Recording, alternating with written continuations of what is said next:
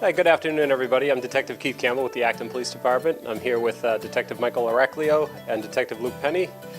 Together we make up the Youth Services Division of the Acton Police Department, and we'd just like to give you a couple quick tips on Halloween. We have a great holiday coming up, the kids love it, but there's a couple things we want to talk about just to make sure that we stay safe. So I'll hand it over to Mike and he'll talk about costumes.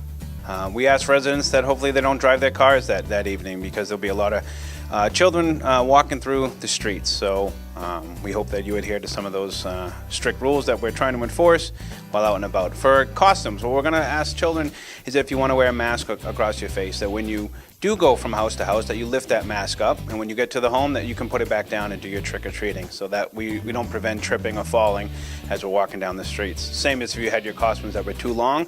We're going to ask parents that before you let your children out, that you tuck up those costumes into their ankles or their socks. That way we don't have another hazard. Flashlights are going to be one of the biggest things that we see and ask for you guys to bring out there. That way you can not only look for your children or each other, but that you can find houses and appropriate places to go to. We've noticed in the past that there's sometimes holes in yards, or some curbing might be coming up on the street, and we've seen people trip, and that's a hazard we're trying to avoid. Long swords and other things that people could trip over, we ask that parents inspect those, make sure they don't trip and fall over those as well.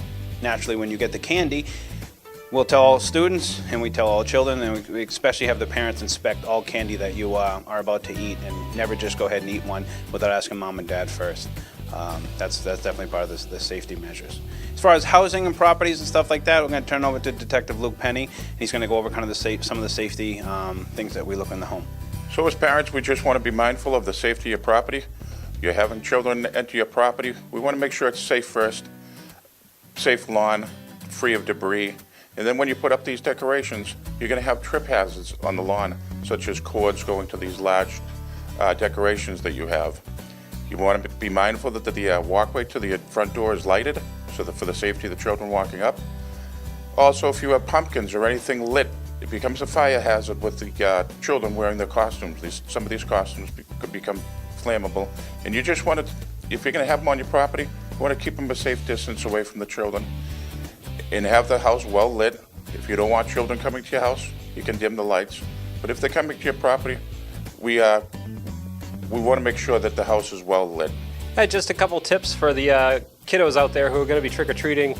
It's a fun night, but it's different because it's dark. That's what makes it so much fun. So if you're walking, we're walking across the street with an adult, and if we get separated, instead of going out and trying to search for that adult we were with, your best bet is to stay in the same place that you were, and the adult will find you that much more quickly.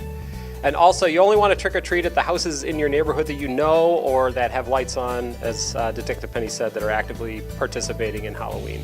And I know, as Detective Areclio said, when you get that candy, you want to dig right in, but just make sure your parents go through it.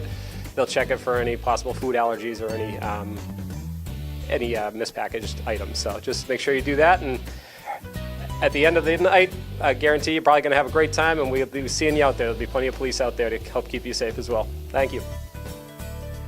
Happy Halloween, kids. Make it a fun and safe one, but have fun.